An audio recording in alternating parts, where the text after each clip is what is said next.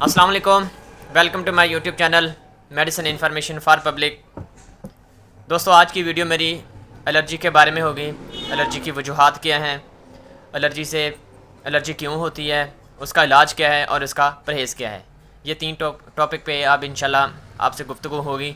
جو لوگ میرے چینل پہ نئے ہیں وہ میرے چینل کو سبسکرائب کر لیں، اور اینڈ پہ اگر آپ کو میری ویڈیو اچھی لگے تو اس کو لائک اور دوستوں کے ساتھ شیئر بھی کریں تاکہ ان کو بھی فائدہ ہو۔ چلتے ہیں ویڈیو کی طرف۔ دوستو، آپ کو بات کلیئرلی بتا دوں، الرجی کی 5 وجوہات ہیں جن کی بنا پر انسان کو الرجی ہوتی ہے، یا واٹس ایور الرجی کی کئی قسمیں انشاءاللہ ہم ڈیٹیل کے ساتھ گفتگو کریں گے۔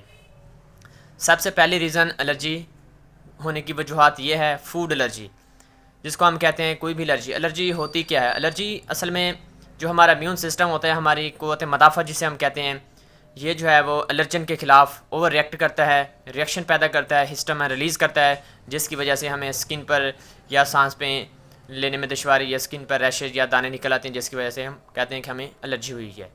اب ان کی وجوہات سب سے پہلے فوڈ الرجی ہے، خوراک کی الرجی۔ مثال کے جو لوگ کھانے میں بے اعتدالی برتتے ہیں، مثلا زیادہ تر انڈا، گوشت، چکن یا مٹن یا اسپائسی چیزیں زیادہ کھاتے ہیں، تو ان کو موسٹلی جو ہے الرجی کی شکایت رہتی ہے۔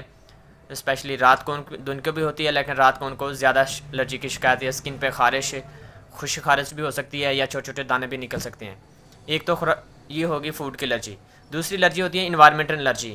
انوائرمنٹل الرجی سے مراد یہ ہے کہ جو ہوا میں الرجن ہوتے ہیں وہ ہوا کے ذریعے ہمارے جب ہم سانس لیتے ہیں تو ہمارے منہ کے ذریعے اندر چلے جاتے ہیں، تو گلے میں الرجی ہو سکتی ہے۔ ہمیں بعض اوقات ہمیں اگر سیویئر قسم کے الرجن ہو تو ہمیں لنگز بھی افیکٹ ہو سکتے ہیں، سانس کی بریک نالیوں میں انفلیمیشن ہو سکتی ہے، ناک ہمارا بند ہو سکتا ہے، یا سائنسائٹس انفیکشن ہو سکتا ہے۔ سائنسائٹس انفیکشن اسے کہتے ہیں جس میں ہمارا چہرہ بھاری بھاری ہو، ناک بند ہو، سوتے وقت ہمارا ناک بالکل ناک سے سانس تک نہ آئے، اس کو ہم کہتے ہیں سائنسائٹس انفیکشن۔ تو یہ ہو گیا سانس کی وجہ سے الرجی۔ 2 الرجی ہوگی۔ تیسری ریزن الرجی کی ہوتی ہے پولن الرجی۔ پولن الرجی سے مراد ہے جہاں پر زیادہ تر درخت ہوں یا زیادہ باغات ہوں، اگر ہم وہاں چلے جائیں، ہمیں کسی بھی پودے کو یا کسی بھی درخت کو یا کسی بھی پولن کو، پھولوں کو جیسے ہم ٹچ کرتے ہیں تو اس سے ہمیں الرجی ہو سکتی ہے اسکن پہ۔ چوتھی ریزن یہ ہے جو لوگ زیادہ تر پرفیوم یا ٹیلنگ پاؤڈر یا بہت قسم کے عطر استعمال کرتے ہیں، ان سے بھی ان کو الرجی ہو سکتی ہے، سانس کی یا اسکن کی الرجی ہو سکتی ہے۔ یہ تھی اسکن کی الرجی کی وجوہات۔ اب ہم چلتے ہیں علاج کی طرف۔ سب سے بیسک علاج ڈاکٹر حضرات جو ڈرماٹولوجسٹ ہوتے ہیں، ان کی تشخیص جو ہے مختلف اسپیشل ٹیسٹ کی وجوہات پہ کرتے ہیں کہ کون سا الرجن باڈی میں انٹر ہوا ہے جس کی وجہ سے ہسٹامین ریلیز ہوا ہے اور اس بندے کو انفیکشن جو الرجی کا ہوا ہے۔ یہ کچھ اسپیشل ٹیسٹ ہوتے ہیں جو کہ ڈاکٹر حضرات کنڈیشن اور علامات کے حساب سے ریکمینڈ کرتے ہیں۔ جنرل سی بات بتا دوں، یہ تھی ٹیسٹ سیشن، اس کے بعد ہی رپورٹس آتی ہیں، رپورٹس کے بعد پھر ڈاکٹر حضرات آپ کو کچھ پریکاشن دیتے ہیں، کچھ ایڈوائس دیتے ہیں، اور کچھ میڈیکیشن بھی ساتھ ساتھ ہوتی رہتی ہے جیسے آپ کو افاقہ ہوتا ہے۔ دوسرا، اگر آپ کا ناک زیادہ بہتا ہو، کیونکہ یہ ناک کی الرجی آپ یہ کہہ لیں کہ یہ انوائرمنٹل سے الرجی ہوتی ہے، آنکھوں میں پانی، چھینکیں، رنی نوز، ناک زیادہ بہتا ہو، تو اس کے لیے جو موسٹلی ٹیبلٹ استعمال کی جاتی ہے اس میں ہے زیریٹیک استعمال کی جاتی ہے، ٹی ڈے استعمال کی جاتی ہے جس کا سالٹ لیووسٹرازین یا سٹرازین ہوتا ہے۔ اس میں ٹیبلٹ آتی ہے زیریٹیک ٹیبلٹ 10 mg اور ٹی ڈے ٹیبلٹ 10 mg، جو کہ زکام، چھینکیں اور آنکھوں اور ناک میں پانی اگر بہہ رہا ہو تو اس کے لیے استعمال کی جاتی ہیں۔ کیونکہ زیادہ تر زیریٹیک ڈاکٹر حضرات اس لیے ریکمینڈ کرتی ہیں کیونکہ یہ جو ہے بلڈ بیریئر کو کراس نہیں کرتی، جس کی وجہ سے اس سے غنودگی تو ہوتی ہے لیکن باقی ٹیبلٹ کی بنسبت اس میں غنودگی کم ہوتی ہے، اور ٹی ڈے ٹیبلٹ میں غنودگی بالکل نہیں ہوتی، اور اسی لیے ڈاکٹر صاحب کہتے ہیں جب یہ ٹیبلٹ لیں تو کوئی بھی اسپیشل فوکس والا کام نہ کریں، مثلا ڈرائیونگ ہوگی اور کوئی اسٹڈی کے ریلیٹڈ یا کوئی اکاؤنٹنٹس کے ریلیٹڈ کام ہو تو اس کرنے سے جب ٹیبلٹ کھا لیں تو ایڈوائز پرہیز کریں۔ اس لیے یہ ٹیبلٹ رات کو ریکمینڈ کی جاتی ہے تاکہ اگر تھوڑا بہت اگر آپ کو غنودگی فیل ہو رہی ہو تو اس سے آپ بچ سکیں۔ ایک چیز یہ چیز ہو گئی، اس ٹیبلٹ سے جو سائڈ افیکٹ ہو سکتے ہیں اس میں آپ کا معدے میں پین ہو سکتی ہے، وامٹنگ ہو سکتی ہے اور سر درد ہو سکتا ہے۔